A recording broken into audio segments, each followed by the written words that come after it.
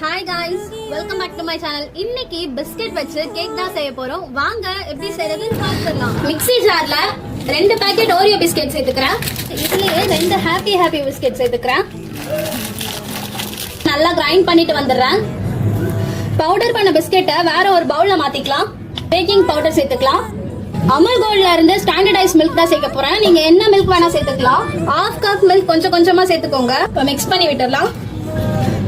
நல்லா மிக்ஸ் பண்ணியாச்சு. மிக்ஸ் பண்றதுக்கு ரொம்ப கஷ்டமா இருந்துச்சுன்னா கிரைண்ட் பண்ணிக்கோங்க.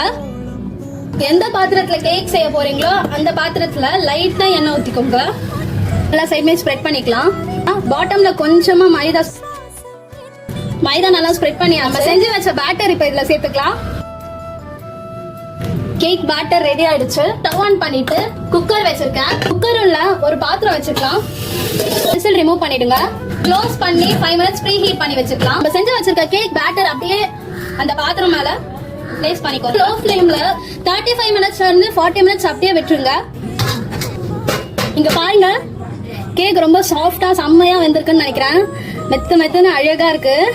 பாட்டம் லேயர் கட் பண்ணி எடுத்துங்க. டாப் லேயர்லயும் இந்த மேல இருக்கிற லேயரை மட்டும் தின்னா கட் பண்ணிக்கோங்க. 2 கட் பண்ணிக்கிறேன்.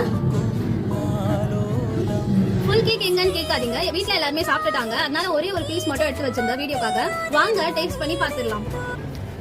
சூப்பரா இருக்கு. மறக்காம நீங்களும் உங்க வீட்ல ட்ரை பண்ணிட்டு எப்படி வந்துச்சுன்னு கமெண்ட் பண்ணுங்க. இந்த வீடியோ பிடிச்சிருந்துச்சுன்னா லைக் பண்ணிட்டு என்னோட சேனலை சப்ஸ்கிரைப் பண்ணிக்கோங்க. பாய்.